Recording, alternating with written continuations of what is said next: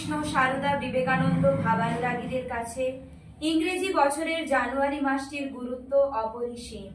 সেই 1863 সালের 12 জানুয়ারি থেকে 1886 সালের 1 জানুয়ারি ভগবান শ্রী রামকৃষ্ণ করলেন আত্মপ্রকাশে অভয়দান। বললেন, কি আর বলি, আশীর্বাদ করি, তোমাদের চৈতন্য হোক।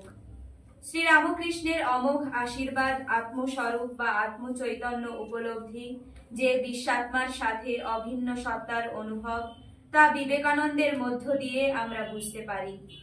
বিবেকানন্দ শুধু একটি নাম নয়, বিবেকানন্দ শ্রী রামকৃষ্ণের অখণ্ড সত্তা, বেদ উপনিষদের মূর্ত বিগ্রহ, ভারতাত্মা, ভারতাত্মার ঘনীভূত রূপ, যা বিশ্বাত্মার মধ্যে অনুপ্রবিষ্ট হয়ে ভারতবর্ষকে গরিয়ান করেছে এই মহাবিশ্বে।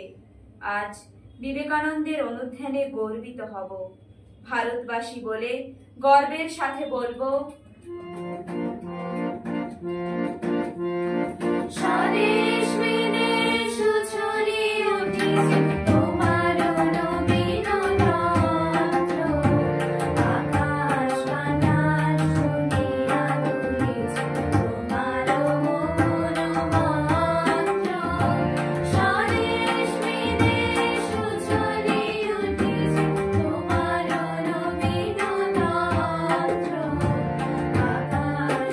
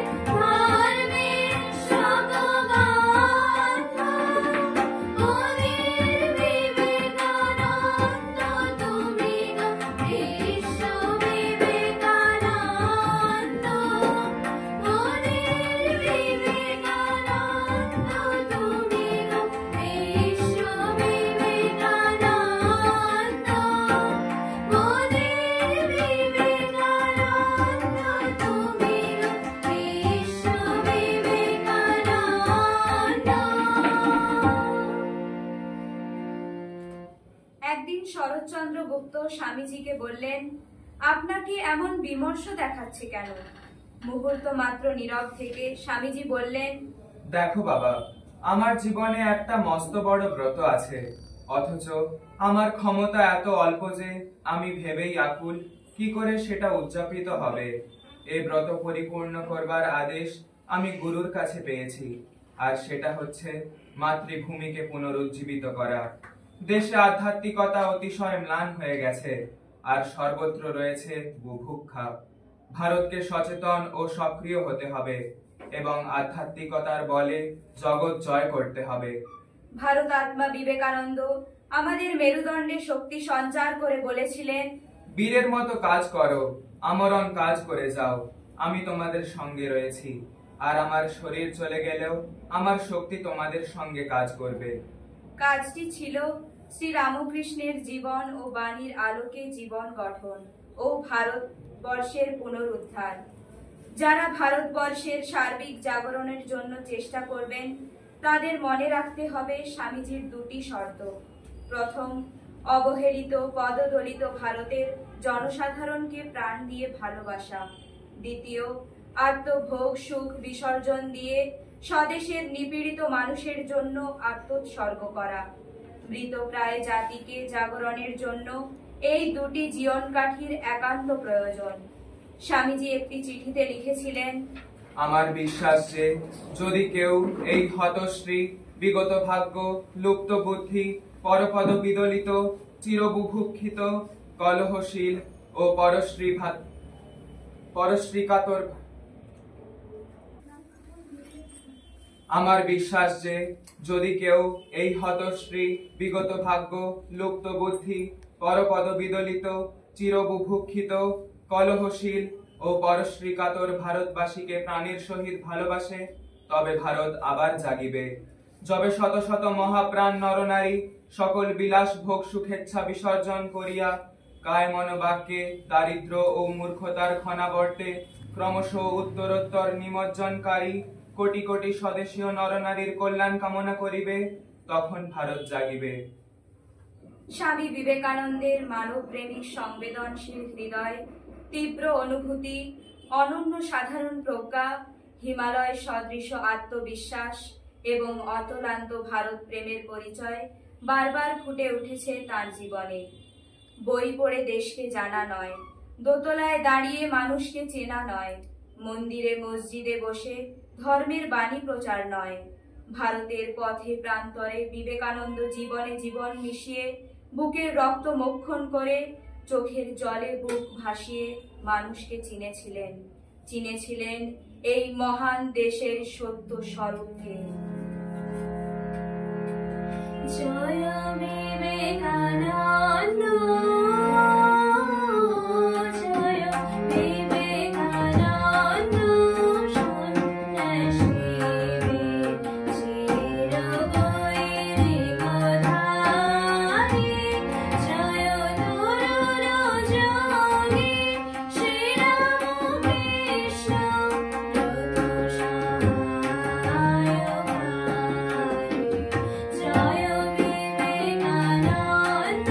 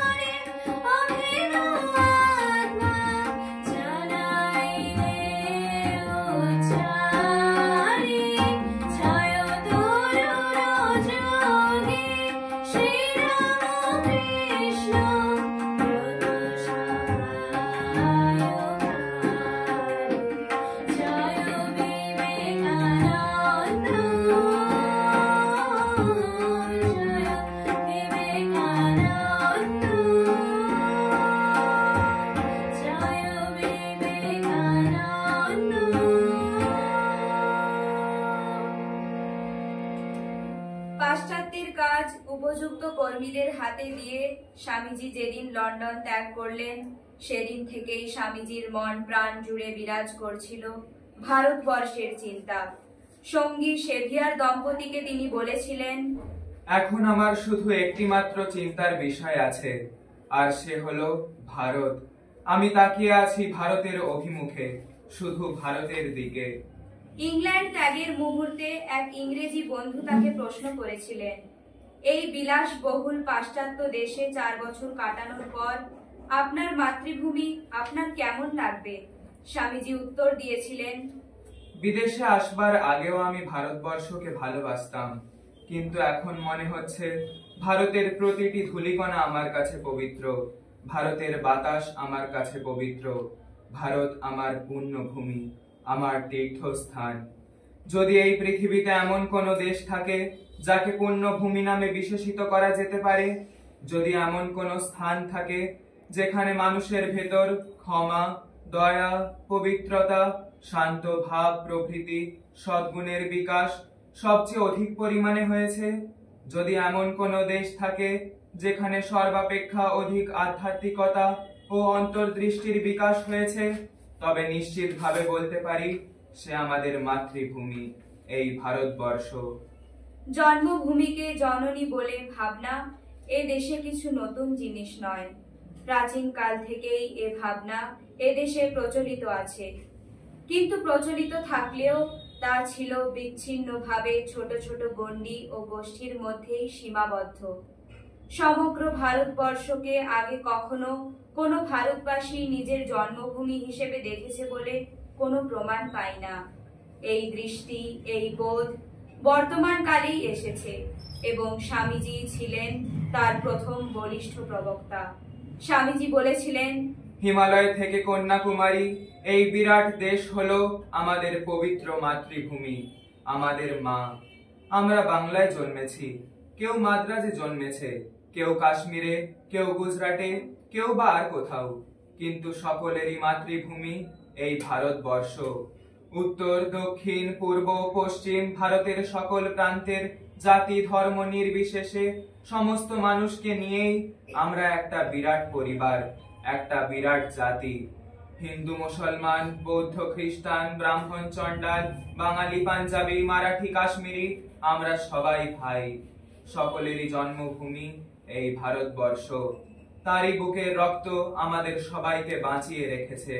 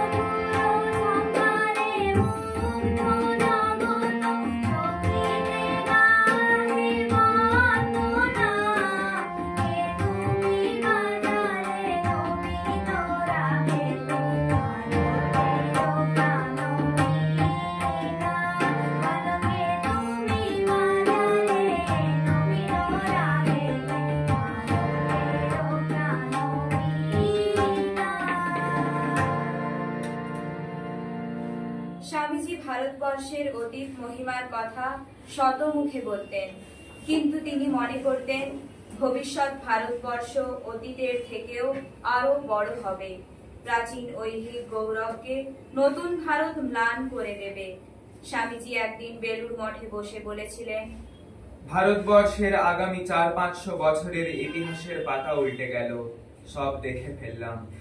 নিবেদিতা উপলব্ধি করেছেন বিবেকানন্দ আর কেউ নন, দেহধারী ভারতবর্ষ।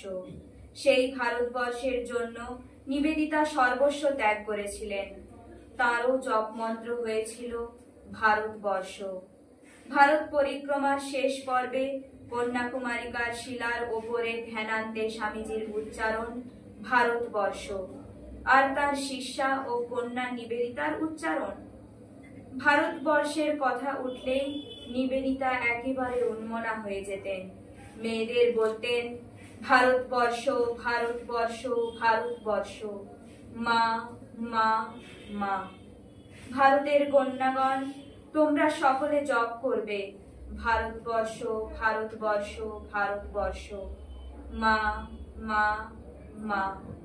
এই বলিয়া নিজের জপমালা হাতে লয়ে নিজেই জপ করতে লাগলেন, মা, মা, মা। নিবেদিতা ও অন্য অনেকের কাছে বিবেকানন্দ ছিলেন দেহধারী ভারতবর্ষ। তাই তো ভারতবর্ষের ভারত তীর্থের সেবার জন্য যুব মানুষে তার আকুল আহ্বান, হে যুবকগণ, আমি তোমাদের নিকট এই গরিব, অজ্ঞ, অত্যাচার পীড়িতদের জন্য এই সহানুভূতি, এই প্রাণপণ চেষ্টা দায় স্বরূপ অর্পণ করিতেছি। বলি, জীবন বলি তাহাদের জন্য, যাহাদের জন্য তিনি যুগে যুগে অবতীর্ণ হইয়া থাকেন, যাহাদের তিনি সর্বাপেক্ষা ভালোবাসেন, সেই দিন দরিদ্র, পতিত, উৎপীড়িতদের জন্য। তোমরা সারা জীবন এই 30 কোটি ভারতবাসীর উদ্ধারের জন্য ব্রত গ্রহণ করো, যাহারা দিন দিন ডুবিতেছে।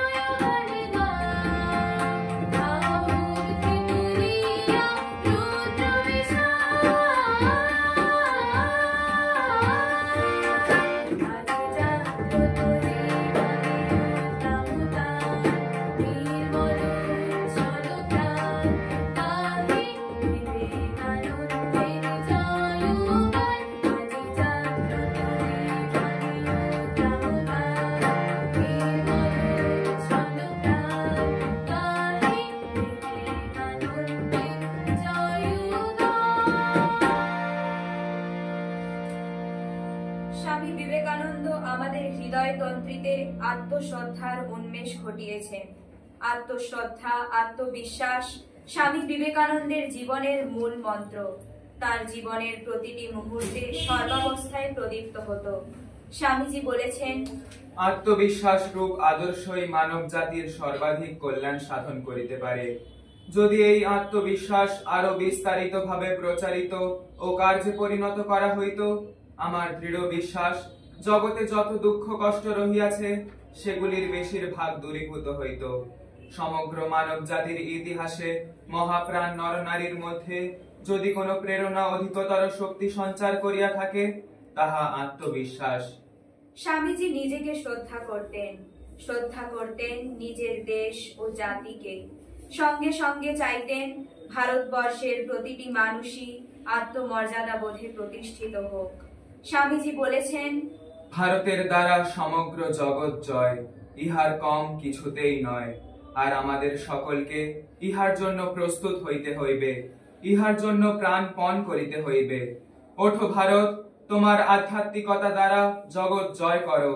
জাতীয় জীবনকে, যে জাতীয় জীবন একদিন সতেজ ছিল, তাহাকে পুনরায় সতেজ করিতে গেলে ভারতীয় চিন্তা রাশি দ্বারা পৃথিবী জয় করিতে হইবে।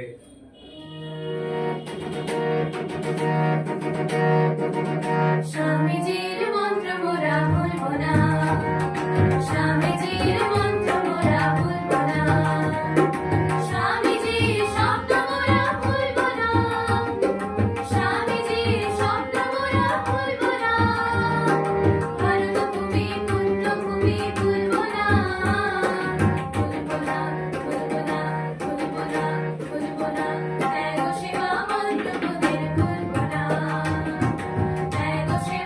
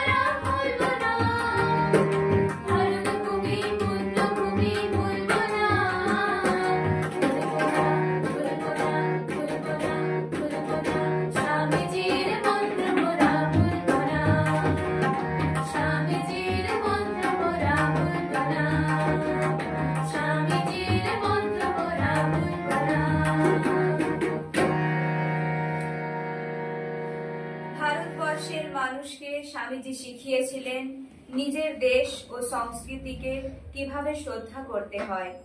বিদেশে পাশ্চাত্য সভ্যতার বৈভবের মুখোমুখি দাঁড়িয়ে তার মনে কোনো হীনমন্যতার বোধ জেগে ওঠেনি, কারণ তিনি অনুভব করেছিলেন জগতের জন্য পাশ্চাত্যের জড় সভ্যতার চেয়ে ভারতের অধ্যাত্ম সভ্যতার প্রয়োজন কোনো অংশে কম নয়, বরং বেশি। তাই ভারতীয় সংস্কৃতি ও ঐতিহ্যের মহিমা তিনি ঘোষণা করেছেন সগর্বে, উচ্চ স্বরে, দৃঢ় প্রত্যয়ের সঙ্গে। তার ওই দৃঢ় প্রত্যয় এবং সাহসী মনোভাবের জন্যই পাশ্চাত্যের হাজার হাজার মানুষ ভারত ও ভারতীয় সভ্যতার প্রতি শ্রদ্ধাশীল হয়ে উঠেছিল। ধর্ম মহাসভায় বিশ্ববাসীর কাছে কোন রূপে তিনি প্রতিভাত হয়েছিলেন তার নমুনা হিসেবে উপস্থিত করা যেতে পারে অ্যানি বেসান্তের বর্ণনা। অ্যানি বেসান্ত বলেছিলেন, চিকাগোর ঘন আবহাওয়ার মধ্যে জ্বলন্ত ভারতীয় সূর্য, সিংহতুল্য গ্রীবা ও মস্তক, অন্তর্ভেদী দৃষ্টি, স্পন্দিত ওষ্ঠ, চকিত দ্রুতগতি, কমলা ও হলুদ রঙের পোশাকে পরমাশ্চর্য ব্যক্তিত্ব। সন্ন্যাসী, তার পরিচয়? নিশ্চয়ই, কিন্তু সৈনিক সন্ন্যাসী তিনি। প্রথম দর্শনে বরং সন্ন্যাসীর চেয়ে সৈনিকই বেশি মনে হয়। মঞ্চ থেকে এখন নেমে এসেছেন, দেশ ও জাতির গর্ব ফুটে আছে দেহের রেখায় রেখায়। ভারতের বাণীকে তিনি বহন করে এনেছেন, ভারতের নামে তিনি দাঁড়িয়েছেন। সকল দেশের মধ্যে রানীর মতো যে দেশ থেকে তিনি এসেছেন তার মর্যাদার কথা স্মরণ রেখেছিলেন এই চারণ সন্ন্যাসী। আজি দূর যায় ঝঞ্ঝার দুর্য বাজে, আজি দূর যায় ঝঞ্ঝার দুর্য বাজে। জাগ্রত যুব গুরু বিবেক রাজে, নমিয়ে নরেন্দ্র নরলোক মাঝে। আজি দূর যায় ঝঞ্ঝার দুর্য বাজে।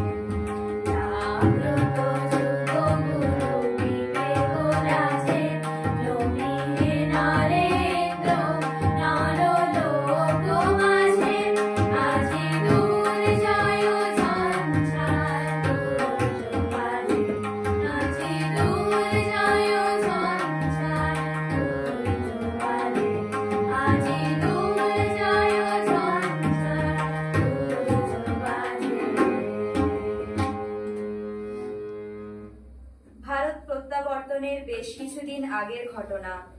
আমেরিকার ডেট্রয়েটে আছেন স্বামীজি। প্রাণপাত করে পাশ্চাত্যের মানুষকে বেদান্তের মূল সত্য বোঝাতে চেষ্টা করছেন এই সাইক্লোনিক মঙ্ক।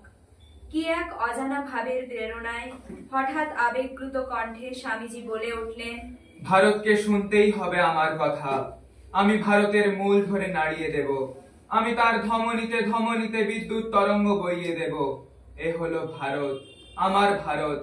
আমি বুকের রক্ত তুলে যে বেদান্তকে এখানে মুক্ত হাতে বিলিয়ে দিয়ে গেলাম, একমাত্র ভারতই পারবে ঠিক ঠিক তার কদর করতে। বিজয় উল্লাসে ভারত আমাকে বুকে তুলে নেবে। স্বামীজি আরো বলেছেন, ভারত আমার কথা শুনবেই, কারণ আমি তার প্রাণ ধরে নাড়া দিচ্ছি। হ্যাঁ সত্যিই তো। আর শুনছে সমগ্র বিশ্ব। না শুনে যে উপায় নেই। আমেরিকান শিষ্যা ভগিনী ক্রিস্টিন অবিস্মরণীয় ভাষায় স্মরণ করেছিলেন গুরু বিবেকানন্দকে। যে দেশে তার জন্ম হয়েছিল, ধন্য সেই দেশ, ধন্য তারা যারা বিবেকানন্দকে দর্শন করেছিলেন, আর ধন্য ত্রিধন্য তারা যারা তার চরণে জীবন সমর্পণ করেছিলেন। কবি বনফুল লিখলেন, বিবেকানন্দ কেবল একটি ব্যক্তি নন, তিনি ভারতবর্ষের আত্মার অভিব্যক্তি, যা অভিভূত করেছে সারা বিশ্বকে। অভিনব বিরাট প্রতিষ্ঠান তিনি। কি ভাষায় বর্ণনা করব তার সঙ্গে সূর্য, চন্দ্র, গ্রহ, নক্ষত্রের তুলনা করতে ইচ্ছা করে, কিন্তু তখনই মনে হয় তিনি অতুলনীয়। প্রদীপ্ত স্বকীয়তায় তিনি সমুদ্ভাসিত। চিরন্তন মহাকালের অদৃশ্য মহামন্দির থেকে যে আলোক ছটা অহরহ ছুটে আসছে, বিচ্ছুরিত হচ্ছে নিখিল বিশ্বে, তিনি ছিলেন সেই আলোকের অপরূপ দর্পণ। সেই প্রজ্জ্বল জ্যোতিকে ধারণ করেছিলেন নিজের বুকে, প্রতিফলিত করেছিলেন স্বকীয় প্রতিভার জলজ্যোতিতে, জাগাতে চেষ্টা করেছিলেন দেশকে বিদেশকে। অতি চক্ষুষ্মান অহংকারীর চোখে দিয়েছিলেন জ্ঞানের আলো, অন্ধকে দিয়েছিলেন দিব্য দৃষ্টি। আজ তাকে প্রণাম করি দক্ষিণে বামে সম্মুখে পশ্চাতে, প্রণাম করি সর্বান্তকরণ দিয়ে। আগামী 23শে জানুয়ারি স্বামী বিবেকানন্দের ভাবশিষ্য নেতাজি সুভাষচন্দ্র বসুর জন্মদিন। তাঁকেও স্মরণ করে তারই কথা দিয়ে আজকের বিবেকানন্দ অনুধ্যান শেষ করি। বিবেকানন্দের কথা বলতে গেলে হারিয়ে ফেলি নিজেকে। কে বুঝবে তাকে, কে বুঝেছে তাকে? অসম্ভব সুগভীর তিনি, জটিল ঋদ্ধময়, ত্যাগে বেহিসেবী, কর্মে বিরামহীন, প্রেমে সীমাহীন, জ্ঞানে সমুদ্র গম্ভীর, সমালোচনায় অগ্নিবর্ষী, আর সারল্যে শিশু, একেবারে শিশু। এ জগতে তার তুল্য নেই, কেউ নয়। আমি কে যে বলবো তার কথা?